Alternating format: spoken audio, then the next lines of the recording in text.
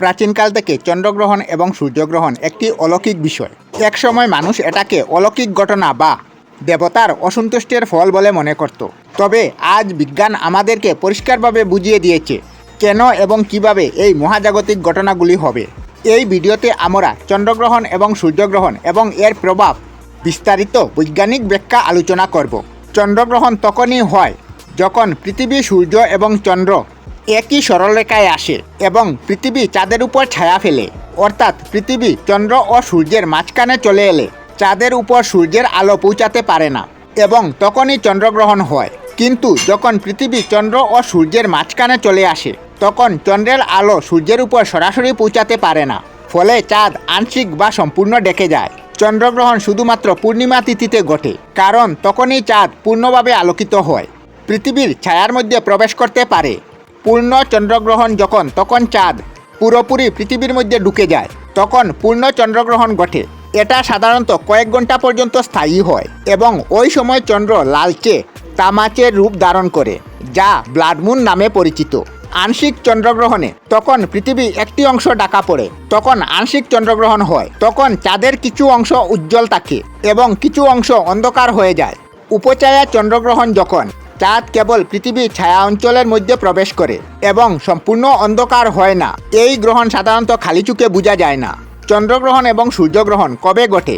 চন্দ্রগ্রহণ কেবল পূর্ণিমাতে রাতে ঘটে এবং চাঁদ পুরোপুরি অদৃশ্যমান থাকে। সূর্যগ্রহণ কেবলমাত্র অমাবস্যার দিনই ঘটে, যখন চাঁদ সূর্যের সামনে চলে আসে। চন্দ্রগ্রহণ বছরে 2 থেকে 3 বার ঘটে, তবে সূর্যগ্রহণ বছরে 1 বার বা 2 বার দেখা যায়। পৃথিবী, চন্দ্র এবং সূর্যের অবস্থান কক্ষপথের গতির কারণে গ্রহণের সৃষ্টি হয়। পৃথিবীর চারিদিকে চাঁদ ঘুরে এবং পৃথিবী সূর্যের চারিদিকে আবর্তন করছে। যখন এই 3টি বস্তু একই সরলরেখায় আসে তখন গ্রহণ ঘটে। চন্দ্রগ্রহণের সময় পৃথিবী চন্দ্রের উপর ছায়া ফেলে এবং সূর্যগ্রহণের সময় চন্দ্র সূর্যের আলো আটকে দেয়। সূর্যগ্রহণ দেখার সময় সতর্ক অবলম্বন করা জরুরি। খালি চোখে দেখা বিপজ্জনক, কারণ এটি চোখের রেটিনার স্থায়ী ক্ষতি করতে পারে। সোলার ফিল্টার বা বিশেষ গ্লাস ব্যবহার করা উচিত। ক্যামেরা বা টেলিস্কোপ ব্যবহার করলে সোলার সিস্টেম ব্যবহার করতে হবে। চন্দ্রগ্রহণ দেখার সময় কোনো বিশেষ সতর্ক নেই, এটি খালি চোখে দেখা নিরাপদ।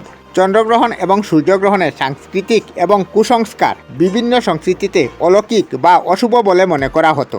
প্রাচীনকালে অনেকে বিশ্বাস করত যে গ্রহণের সময় কোনো দৈত্য বা রাক্ষস সূর্য বা চন্দ্রকে গ্রাস করে। চীনে বিশ্বাস করত একটি ড্রাগন সূর্যকে খেয়ে ফেলছে, তাই মানুষ শব্দ করে ড্রাগনকে ভয় দেখানোর চেষ্টা করত। ভারতীয় উপমহাদেশে অনেকে মনে করতেন গ্রহণের সময় গর্ভবতী মহিলাদের বাইরে বেরোতে নেই। তবে বিজ্ঞান এসব কুসংস্কার দূর করে আমাদেরকে প্রকৃত কারণ সম্পর্কে ব্যাখ্যা করেছে। আপনি কি কখনো চন্দ্রগ্রহণ ও সূর্যগ্রহণ দেখেছেন এবং কবে দেখেছেন কমেন্টে জানাতে ভুলবেন না। আমরা আমাদের চ্যানেলে সব ধরনের ভিডিও আপলোড করি, যেমন ব্লগ, নিউজ, কুকিং ভিডিও, ধার্মিক আলোচনা ইত্যাদি। যদি আপনারা এই ধরনের ভিডিও দেখতে পছন্দ করেন তাহলে এই চ্যানেলটি নিশ্চয়ই সাবস্ক্রাইব করবেন। আমি আপনাদের সাথে বিদায়ক না, আজকের মতো বিদায় নিলাম। আর ভিডিওটি ভালো লাগে লাইক, শেয়ার ও কমেন্ট করবেন। ভিডিওটি সম্পূর্ণ দেখার জন্য অশেষ ধন্যবাদ।